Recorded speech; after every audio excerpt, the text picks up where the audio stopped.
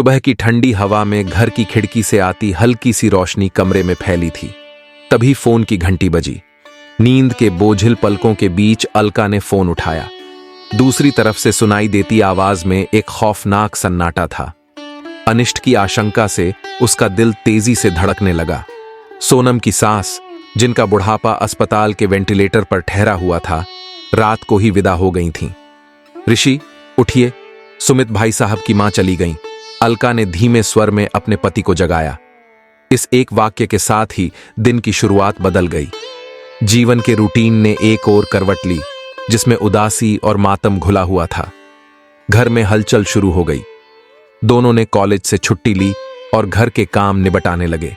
बच्चों को समझाया कि वे स्कूल से लौटेंगे तो चाबी कहां मिलेगी। दिन के उजाले के साथ ही उनके कंधों पर जिम्मेदारियों का भार और भी भारी हो गया था। दोनों के पहुंचने तक सब रिश्तेदार आ चुके थे। मां का शव उनके कमरे में जमीन पर पड़ा था। लंदन वाले भाई साहब सोफे पर एक तरफ बैठे थे। ऋषि को देखा तो क्षण भर को आंखें भर आईं। पुरानी दोस्ती है दोनों में। गले लगकर रो पड़े। अलका सोनम के पास भीतर चली आई, जहां मृत देह पड़ी थी।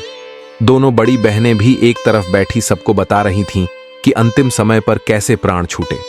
मां की खुली आंखें और खुला मुंह वैसा ही था जैसा अस्पताल में था। अकड़ा शरीर आंखें और मुंह बंद नहीं होने दे रहा था। वेंटिलेटर की वजह से मुंह खुला ही रह गया था। मां की सुंदर सूरत कितनी दयनीय लग रही थी। सुंदर सूरत जिस पर सदा मां को भी गर्व रहा, अब इतनी बेबस लग रही थी कि सुमित भीतर आए और मां का चेहरा ढकते हुए रोने लगे। अभी 4 महीने पहले की ही बात है। कितना झगड़ा हो गया था मां बेटे में। सदा सब भाई बहनों की सेवा करने वाले सुमित एक कोने में यूं खड़े थे मानो संसार के सबसे बड़े बेईमान वही हों। मां को लगता था कि उनका बड़ा बेटा जो लंदन में रहता है कहीं खाली हाथ ही न रह जाए और सुमित पुश्तैनी घर का मालिक बन जाए। पुश्तैनी घर भी वह जिसे सुमित ने कर्ज लेकर फिर से खड़ा किया था। वह घर जो बहनों का मायका है और भाई साहब का भी एक तरह का मायका ही है। लंदन तो ससुराल है, जहां वे सदा के लिए बस चुके हैं और जीवन भर उन्हें वहीं रहना भी है। तुम्हें क्या लगता है, तुम पति पत्नी सब अकेले ही खा जाओगे? भाई को कुछ नहीं दोगे? दोनों बहनों और मां ने प्रश्न किया था। खा जाएंगे? क्या मतलब? मैंने क्या खा लिया? कर्ज लेकर खंडहर मकान खड़ा किया है। पुश्तैनी जमीन को संवारा है, जहां तुम सब आ आकर रहते हो। तनख्वाह का मोटा हिस्सा लोन चुकाने में चला जाता है। हम दोनों पति पत्नी हाड़ तोड़ मेहनत करते हैं, तब कहीं जाकर घर चलता है। इसमें मैंने क्या खा लिया किसी का? जमीन की कीमत का पता किया है हमने। 60 लाख रुपए कीमत है जमीन की। 30 लाख रुपए तो उसका बनता है ना। आगरा में फ्लैट लेकर दे रहे हैं हम बड़े को। तुम 30 लाख रुपए दो। मैं 30 लाख कहां से दूं? अपने ही घर में रहते रहते मैं बाहर वाला कैसे हो गया कि आपने झट से मेरे घर की कीमत भी तय कर दी? तुझे क्या लगता है 4 दिन भाई बहनों को रोटी के टुकड़े खिला देगा और लाखों की जमीन खा जाएगा? मां के शब्द बाण सुमित का कलेजा छलनी कर गए थे और यही दोनों बहनें भाई साहब के साथ खड़ी उनसे जवाब तलब कर रही थीं। भाई साहब, जिन्हें वे सदा पिता की जगह देखते रहे थे, से इतनी सी आस तो थी उन्हें कि वे ही मां को समझाएं।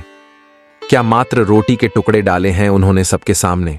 पिता की तरह बहनों का स्वागत किया है, प्यार दिया है, दुलार दिया है सोनम और सुमित ने सबको। गर्मी की छुट्टियों में स्वयं कभी कहीं घूमने फिरने नहीं गए। सदा भाई बहनों को खिलाया पिलाया, घुमाया है। बड़े भाई साहब ने तो कभी मां बाप को नहीं देखा, क्योंकि वे तो सदा बाहर ही रहे।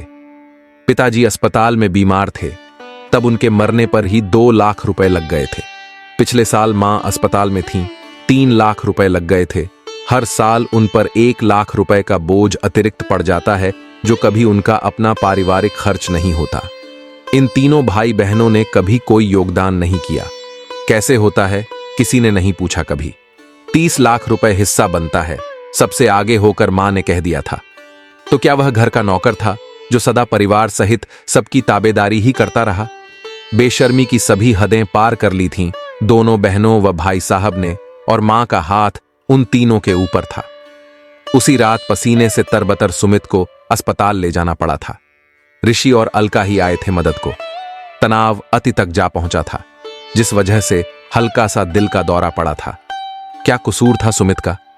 क्यों छोटे भाई को ऐसी यातना दे रहे हैं परिवार के लोग।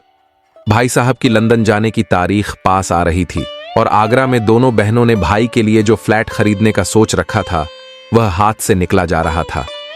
सुमित बीमार हो गए थे। अब पैसों की बात किस तरह शुरू की जाए। मां ने ही सोनम से पूछा था, क्या सोच रहे हो तुम दोनों? पैसे देने की नीयत है कि नहीं? होश की बात कीजिए मां जी। जो आदमी दिल का मरीज बनकर अस्पताल में पड़ा है उससे आप ऐसी बातें कर रही हैं। बहुत देखे हैं मैंने इस जैसे दिल के मरीज। अवाक रह गई थी सोनम। जिस बेटे के सिर पर बैठकर पूरा परिवार नाच रहा था उसी के जीने मरने से किसी का कोई लेना देना नहीं। किस जन्म की दुश्मनी निभा रहे हैं भाई साहब। हिंदुस्तान में फ्लैट लेना ही चाहते थे तो सुमित से बात करते। दोनों भाई कोई रास्ता निकालते, बैठकर हिसाब किताब करते। ये क्या तरीका है कि हथेली पर सरसों जमा दी, सोचने और कुछ करने का समय ही नहीं दिया। क्या 3 दिन में सब हो जाएगा? सोनम बड़ी ननदों के सामने कभी बोली नहीं थी। उसके सिर पर एक तरह से 3-3 सांसें थीं और बड़े जेठ ससुर समान। जब अपने ही पति के सर पर काल मंडराने लगा तब जबान खुल गई थी सोनम की। मां, अगर हिसाब ही करना है तो हर चीज का हिसाब कीजिए ना। प्यार और ममता का भी हिसाब कीजिए। जो हम आप लोगों पर खर्च करते हैं उसका भी हिसाब कीजिए। हर साल आपकी इच्छा पूरी करने के लिए पूरा परिवार इकट्ठा होता है, उस पर हमारा कितना खर्च हो जाता है उसका हिसाब कीजिए। पिताजी और आपकी बीमारी पर ही लाखों लगते रहे हैं, उसका भी हिसाब कीजिए। जमीन की कीमत तो आपने आज 30 लाख रुपए आंकी है। सुमित जो वर्षों से खर्च कर रहे हैं उसका क्या हिसाब किताब। दोनों बहनें बड़े भाई को अपने शहर में फ्लैट लेकर दे रही हैं, इस भाई को काट कर फेंक रही हैं। क्या भाई साहब लंदन से आकर बहनों की आवभगत किया करेंगे? और मां, आप अब क्या लंदन में जाकर रहेंगी भाई साहब की मेम पत्नी के साथ, जिसने कभी आकर आपकी सूरत तक नहीं देखी कि उसकी भी कोई सासू मां है, नंदें हैं, कोई ससुराल है जहां उसकी भी जिम्मेदारियां हैं। कितनी जबान चल रही है तेरी बहू। जबान तो सबके पास होती है मां, गूंगा तो कोई नहीं होता। इंसान चुप रहता है तो इसलिए कि उसे अपनी और सामने वाले की गरिमा का ख्याल है। अगर आप मेरा घर ही उजाड़ने पर आ गईं तो कैसी शर्म और कैसा जबान को रोकना। सुमित को दिल का दौरा पड़ा है, आप उन्हें परेशान मत कीजिए। अब जब हिसाब ही करना है तो हमें भी हिसाब करने का समय दीजिए। सोनम ने 2 टूक बात समाप्त कर दी थी। गुस्से में मां और भाई साहब दोनों बहनों के पास आगरा चले गए थे, लेकिन पराया घर कब तक मां को संभालता। भाई साहब वहीं से वापस लंदन चले गए थे और बीमार मां को बहनें 4-5 दिन में ही वापस छोड़ गई थीं। 4 महीने बीत गए उस प्रकरण को। वह दिन और आज का दिन सोनम और सुमित मां से लगभग कट ही गए। अच्छा भला हंसता खेलता उनका घर ममत्व से शून्य हो गया था। बच्चे भी दादी से कटने लगे थे। समय पर रोटी, दवा और कपड़े देने के अलावा अब उनसे कोई बात ही नहीं होती थी। बुढ़ापा खराब हो गया था मां का, कोई उनसे बात ही नहीं करना चाहता था। क्या जरूरत थी मां को बेटियों की बातों में आने की। अब क्या बुढ़ापा लंदन में जाकर काटेंगी या आगरा जाएंगी। समय बीता और 5 दिन पहले ही फिर से मां को अस्पताल ले जाना पड़ा। हालत ज्यादा बिगड़ गई, जिसका परिणाम उनकी मृत्यु के रूप में हुआ। सुमित मां की मौत से ज्यादा इस सत्य से पीड़ित थे कि उनके भाई बहनों ने मिलकर उनकी मां का बुढ़ापा बर्बाद कर दिया। उनके जीवन के अंतिम 4-5 महीने नितांत अकेले गुजरे। आज मृत देह के पास बैठकर आत्मग्लानि का अति कठोर एहसास हो रहा है उन्हें।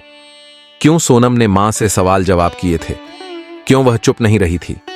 फिर सोचते हैं सोनम भी क्या करती।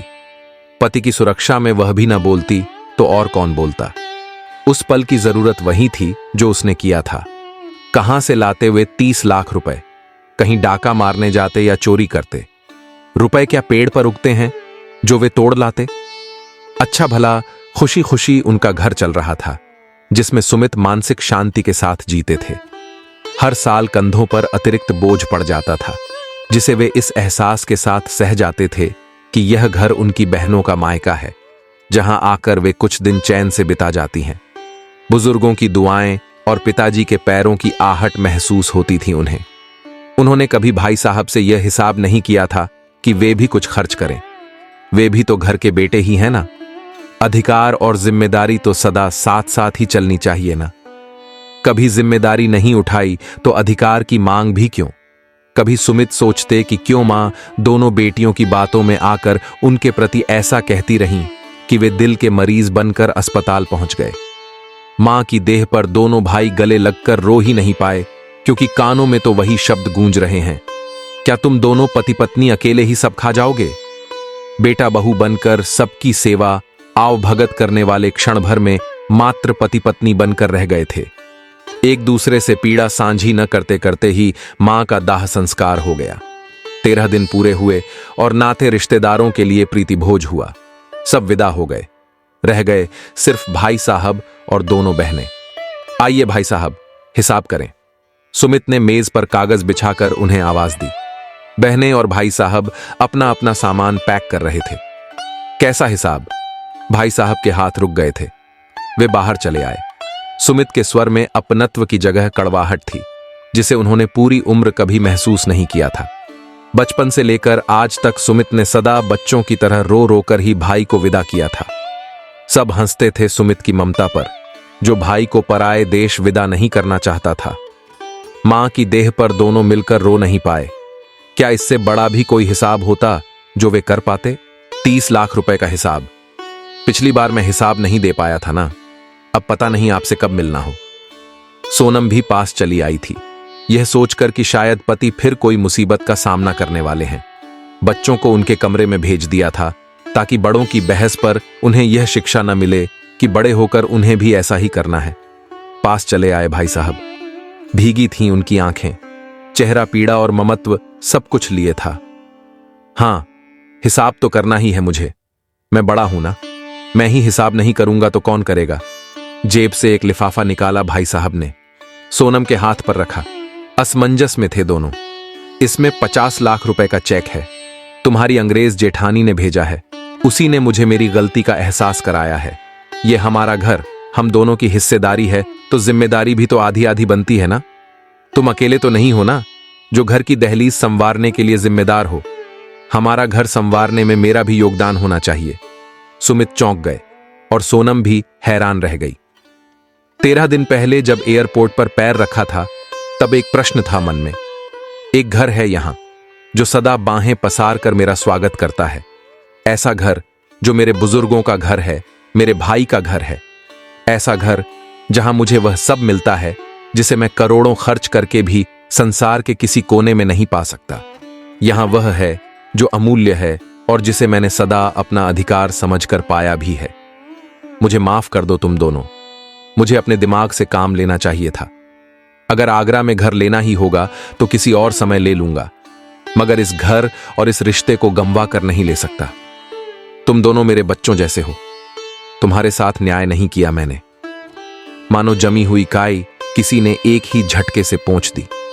स्नेह और रिश्ते का शीशा जिस पर धूल जम गई थी, साफ कर दिया किसी ने। मां को भी माफ कर देना, उन्हें भी एहसास हो गया था अपनी गलती का। वे अपनी भूल मानती थीं, मगर कभी कह नहीं पाई तुमसे। हम सब तुमसे माफी मांगते हैं। सोनम, तुम छोटी हो, मगर अब मां की जगह तुम ही हो। बाहें फैलाकर पुकारा भाई साहब ने, हमें माफ कर दो बेटा। पल भर में सारा आक्रोश कहीं बह गया। सुमित समझ ही नहीं पाए कि यह क्या हो गया। वह गुस्सा, वह नाराजगी, वह मां को खो देने की पीड़ा। मां के खोने का दुख भाई की छाती से लगकर मनाते तो कितना सुख मिलता। बहरहाल जो चीत्कार एक मां की आखिरी सांस पर होनी चाहिए थी, वह 13 दिन बाद हुई, जब चारों भाई बहन एक दूसरे से लिपट कर रोए। उन्होंने क्या खो दिया, तब पता चला जब एक का रोना दूसरे के कंधे पर हुआ। अब पता चला क्या चला गया और क्या पा लिया। जो खो गया उसका जाने का समय था, और जो बचा लिया उसे बचा लेने में ही समझदारी थी। शाश्वत सत्य है मौत, जिसे रोक पाना उनके बस में नहीं था, और जो बस में है उसे बचा लेना ही लक्ष्य होना चाहिए था। एक हंसता खेलता घर बचाकर उसमें रिश्तों की ऊष्मा को समा लेने का सफल लक्ष्य।